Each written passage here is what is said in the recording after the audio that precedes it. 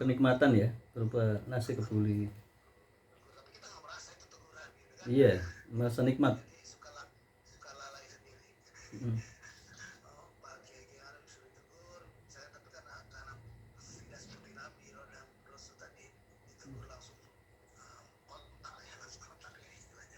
Iya, diingatkan langsung.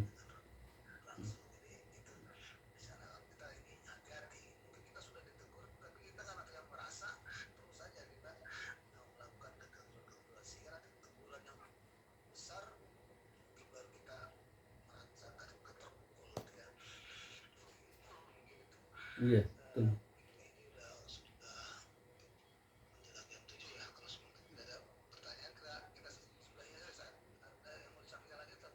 Iya, ini saya simpulkan aja ya. Sebelum kita selesai, kita tutup. Jadi, jadi begini ya. Memang ada perbedaan tipis sekali antara sebuah keyakinan kita harus merasa benar. Kita harus merasa benar itu begini ya. Ketika kita punya keyakinan benar, itu memang harus kita pegang. Karena ini harus. Sebab kalau kita nggak pegang ini berbahaya banget. Kita akan ragu-ragu di dalam menyampaikan. Di sisi lain kita juga tidak boleh merasa benar. Merasa benar itu maksudnya sombong. Ya. Ini orang yang banyak keliru itu. Tidak bisa bedakan antara sebuah keyakinan yang benar untuk kita pegang kokoh teguh dan juga tidak bisa bedakan perasaan yang tidak boleh ujub tadi. Ya. Nah, caranya adalah ketika kita belajar memahami segala sesuatu, baik itu berbentuk syariat atau mungkin ilmu-ilmu di dalam Islam, dan ketika kita membacanya, kita menjalankannya, maka kita harus meyakini itu paling benar karena lahir dari sebuah pengkajian atau pembelajaran yang cukup panjang dan dalam dan benar. Satu. Yang kedua, supaya kita terhindar dari perasaan-perasaan salah atau hati penyakit ujub merasa paling benar, maka kita harus iringi dengan olah hati, olah kolbun tadi, ibadah fi kolbi tadi, ya. Jadi at-taqwa tata'ala bil qulub, ya. Maka takwa berkaitan dengan kulub hati ini adalah menjaga unsur-unsur ya, unsur-unsur hasad, unsur-unsur kiber, unsur-unsur ujub. Ini gimana caranya? Caranya harus sering baca Al-Quran. Jadi kalau bisa satu hari itu jangan cuma satu juz. Satu hari paling tidak 2 juz, 3 juz. Ya habis maghrib 1 juz, habis subuh 1 juz. Atau paling tidak 2 juz lah ya. Satu hari 2 juz. Karena memang itu yang obat. Jadi Al-Quran itu sifat warahman. Al-Quran itu sifat itu penyembuh. Penyembuh dari penyakit jasad dan hati, ya. Jadi kalau kita nggak ngerti artinya nggak apa-apa lah. Nanti Allah kan kasih kemurahan. Jadi begini ya, kalau kita taat pada Allah, itu kan proses ya. Jadi tidak semua orang itu bisa langsung sempurna kan bisa, tidak bisa kan. Ya kayak anak kecil itu ya, ketika umurnya 10 tahun beda dengan umurnya 20 tahun. 20 tahun beda dengan umurnya 30 tahun ya. Orang tua itu kan pasti bijaksana karena dia punya pengalaman hidup yang luar biasa kan gitu kan. Nah, manusia juga begitu. Jadi semua termasuk saya, termasuk para nabi dan semuanya lah ya. Termasuk orang kafir pun itu oleh Allah dijaga, dilindungi, kemudian dikasih pelajaran-pelajaran. Termasuk pelajaran di sini adalah bencana, kecelakaan, nikmat, dan itu Allah berharap hambanya itu tobat gitu loh. Itu semuanya ya, termasuk orang kafir. Contoh orang kafir begini, ini orang kafir kok banget sih, dia dikasih kekayaan kok nggak ngerti-ngerti, malah tambah kafir kan gitu kan. Oke, dikasih musibah deh, kasih musibah, nah kok nggak ngerti-ngerti ya, kasih musibah lagi nggak ngerti-ngerti. Nah, ada sebagian orang kafir yang tobat, mungkin ini jalan hidup saya salah, sudahlah saya usaha kok bertahun-tahun gagal, bertahun-tahun ditipu, mungkin ini saya salah, oh ternyata saya mendolimi orang lain ya, maka saya tobatlah, saya kembali pada Allah. Nah, disitulah. Jadi orang kafir pun melakukan proses yang sama karena pada dasarnya Allah itu tidak akan mengadab seseorang ya. Wa ma kunna mu'adzibina hatta nab'atha rasulah. Dan Allah tidak akan mengadab suatu kaum sampai Allah mengutus rasul. Nah, masalahnya rasul kan setelah Nabi Muhammad nggak ada, yang ada ulama, dan sekarang ulama sudah menyampaikan. Ya. Jadi kisahnya para mu'alaf ya. Misalnya Yusuf Yusuf Hamka yang punya tol itu ya, atau putrinya yang mu'alaf ya, saya senang sekali kalau melihat orang mu'alaf itu. Dewi Sandra yang tobat ya, tahu kayak apa Dewi Sandra. Jadi saya tahu Dewi Sandra itu masya Allah. Aduh, pokoknya kalau ditawarkan ke Pak Udin pingsan kalau lihat Dewi Sandra itu. Ya.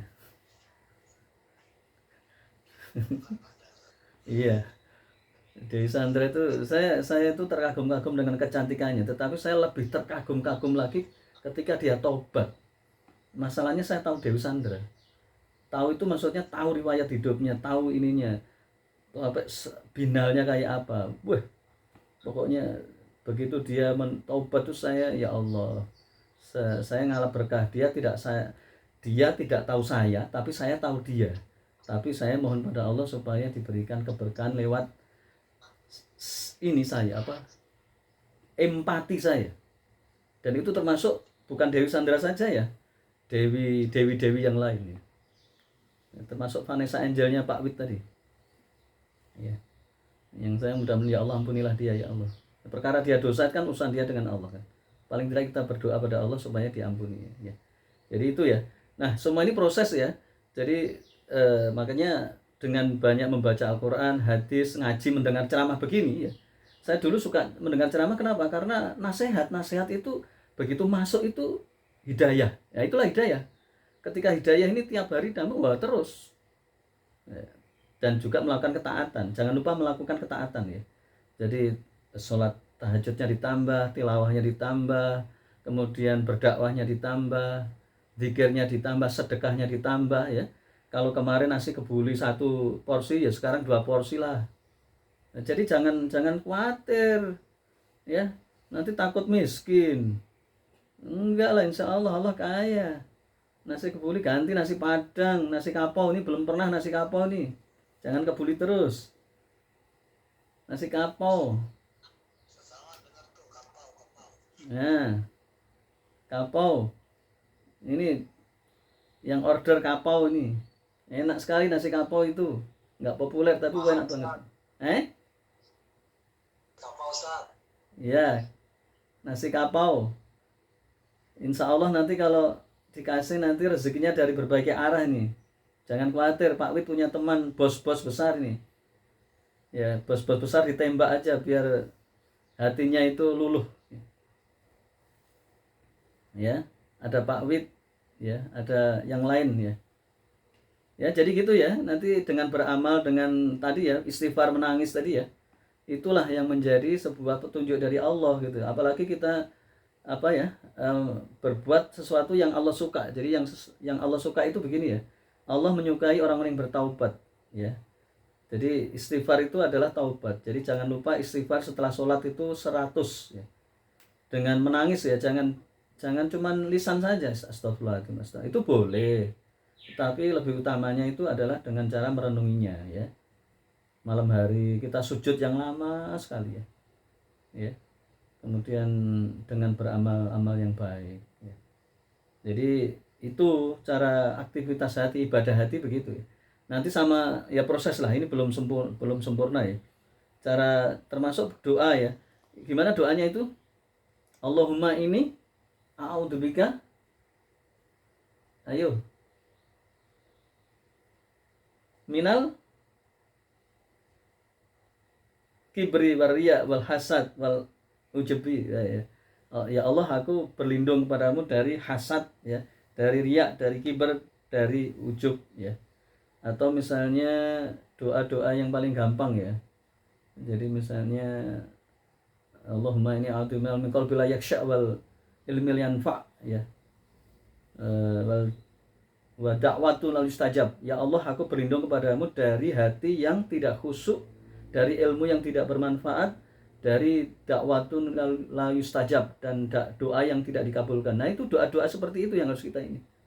Atau kalau nggak bisa, ya Allah, jagalah hatiku dari hasad, ujub, riya.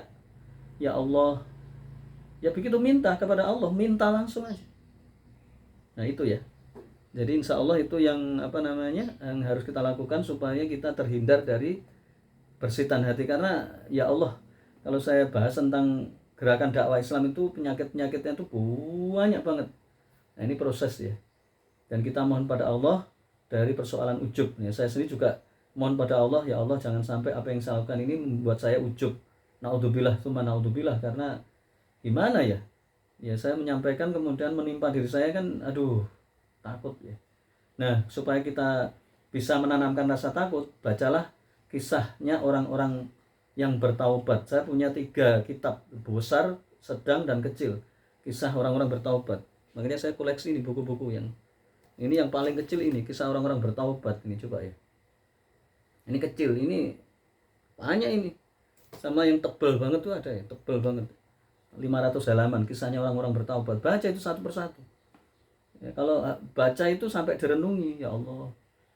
Saya menangis kisahnya Robiah Al-Adawiyah, ya Allah, kisahnya Fudail bin Iyad yang saya tadi ceritakan ya. Yang Masya Allah. Baik, itu yang bisa kita sampaikan. Aku qouli hadza astaghfirullahaladzim innahu wal ghafurur rahim. Assalamualaikum warahmatullahi wabarakatuh.